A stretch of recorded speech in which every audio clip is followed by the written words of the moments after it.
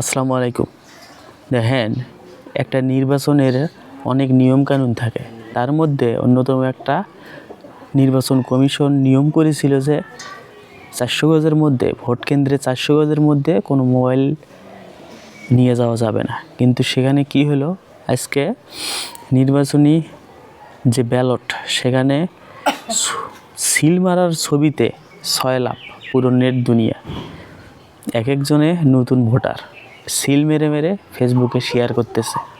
এটা কোন নিয়মে পড়ে যে ভোট কেন্দ্রে যে সিল মেরে সেই ছবি ফেসবুকে দিতে হবে? এমনি এমনি তো আর নিয়মকানুন করা নাই। সেখানে আবার অনেকেই বিতর্কিত মন্তব্যের জেরে এই আইন প্রত্যাহার করতে বাধ্য হয়েছে যে নির্বাচনের ভোট কেন্দ্রে 400 গজের মধ্যে মোবাইল আনা যাবে। এটা কিন্তু পরে সংশোধনী হয়েছে। নাতে নির্বাচন কমিশন কিন্তু প্রথমে নির্দেশনা দিয়েছিল যে 400 গজের মধ্যে মোবাইল সর্বসাধারণ ব্যবহার করতে পারবে না বা প্রবেশাধিকার নিষেধ। এখন আজকে যারা যারা এই আচরণ ভঙ্গ করলেন, তারা কি নির্বাচনের একটা গোপনীয়তা যে রক্ষা, সেটা কি করতে পারলেন?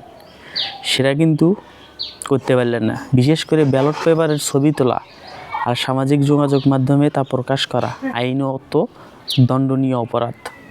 নির্বাচন কমিশনের নির্দেশনা অনুযায়ী ভোট কেন্দ্রের 400 গজের মধ্যে সর্বসাধারণের মোবাইল প্রবেশ অধিকার সেটা নিষিদ্ধ করা হয়েছিল এই জন্যেই, যাতে নির্বাচনটা সুষ্ঠু হয়, কোনো বানচালের চেষ্টা না করা হয়, ছবি তুলে পেজে বা আইডিতে যেন শেয়ার করা না হয়। কিন্তু বাঙালি তো হুজুকে মক্ত। এক একজন নতুন ভোটার হয়েছে, ভোট দিতে গেছে, প্রথমে এই ভুলটা করে বসছে। অনেকেই নিজের ছবি তুলে ফেসবুকে বা নিজের প্রোফাইলে শেয়ার দেওয়া শুরু করেছে। দেখেন, নির্বাচন কমিশনারের এক একটা নিয়ম কিন্তু অযথা ছিল না, এটা যুক্তিসঙ্গত ছিল। যুক্তিসঙ্গত তারা বুঝতে পেরেছিল যে এই মোবাইল দিয়ে বর্তমানে অনেক নিয়মকানুন ভঙ্গের একটা অন্যতম মাধ্যম হয়ে দাঁড়িয়েছিল। এখন দেখেন, বাঙালি তো ভাতে মাছে বাঙালি, মূর্খের বাঙালি। এদের বলার কেউ নেই, কওয়ার কেউ নেই।